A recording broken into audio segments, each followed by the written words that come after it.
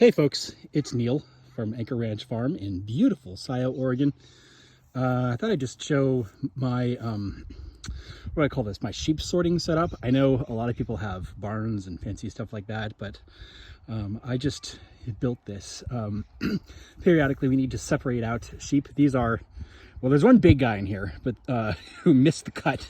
But these are ram lambs that we've taken most of our ram lambs to the processor by now. It's beginning of February 2024, but these guys were born late. I think probably born July-ish 2023, so they are they don't gain a lot of weight over the winter, and they've been with their moms that entire time. But I've got them separated out now, and they're obviously not ready to get to, they're not fully grown yet. They're not ready to go become lamb chops. So I've got them separated out from the herd because the ewes are going to be lambing in another couple months, and I want their moms to be able to get bred this year. So I'll again have a late crop of lambs next year. That's just how it goes. Whoever's moms, whoever the moms of these lambs, they'll be bred late, but that's fine. I've got them separated out, and I'm going to load them onto the trailer and take them. I keep the separated lambs and ewes in separate fields. We have two different pastures. That way there's no, that way by this time they're not drinking milk, but that way there's no problem with them going back and forth or trying to jump fences or something.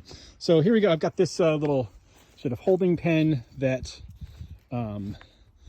narrows down into a chute here, and I made this chute out of, I got a pallet here as a door, and I have this chute made out of T-posts and old pallets, feed pallets from chicken feed, and then I did screw the pallets together to stabilize them, but they're still mostly freestanding. This is nice actually, to have it be able to be moved a little bit, because sometimes the sheep try to, you don't want it too narrow so that if you have like a ram or something going through, like, so they don't fit, but sometimes you have sheep that try to turn around and you don't want them to do that, and so you can kind of push the side in to squeeze them. So like, hey, no, stop turning around, go this way.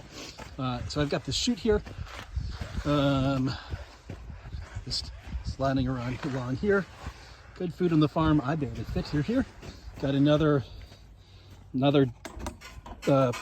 pallet door here that can swing closed, so we can block the ends. And then I have another kind of holding area here. And what I have, I'm not sorting these guys, they're all going to the other field. But if I was sorting, if I was trying to separate out lambs, I've got two ways to go. I've got this gate, which I can put temporary walls across the driveway here and go across into that field over there. There are all the ewes. It's gonna freeze tonight, so I gave them some hay to eat. And then, or I've also got this little area with another gate up over here, so I can, if I want, I can block off that gate. I can let, if I'm separating lambs out, but I want to keep the ewes on this side, I can let ewes into here and close up the door before the lambs come through, and then just let them out here back into this central area. We use this, that is a very, very old gravity fed pig feeder, which has become home for yellow jackets.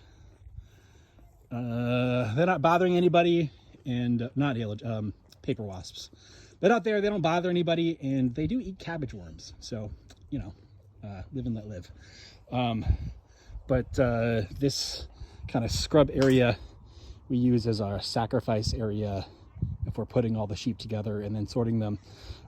When we moved, we've never seeded it with anything, and when we moved onto the farm, it was entirely covered in oxeye daisies, which are an invasive here. So we periodically let the sheep in to basically graze it down to the ground. And, you know, at some point I'll put an actual pasture seed mix in there, but for our purposes, it's fine the way it is right now. So yeah, there you go. That's the sheep sorting system that I've got. Mostly the chute built out of old pallets. And then I have the same thing. There's a smaller version on the other side. Mostly I hold the sheep in this sacrifice area and then push them through the chute this way to sort. But if we, because this over here is actually our smaller pasture. But if we ever need to go the other way, I've got a shorter chute over there and another area, just in case, so we can go either direction. And I haven't got the trailer moved over, but to load, I'll just pull the trailer up right to here, open the doors. The doors plus a little bit of extra field panel, cattle panel fencing block off the driveway so that the sheep can't go that way. And then I pull this cattle panel across. It hooks over on the other side so they can't go backwards. So they basically come out the chute, and then the only place they can go is into the trailer where they've got some nice hay, and you'll load them that way. All right, cool. That's how we do it. Again, I know a lot of sheep farmers use a barn or something like that, but we do not have anything like that. So this is the way we sort the sheep. And there's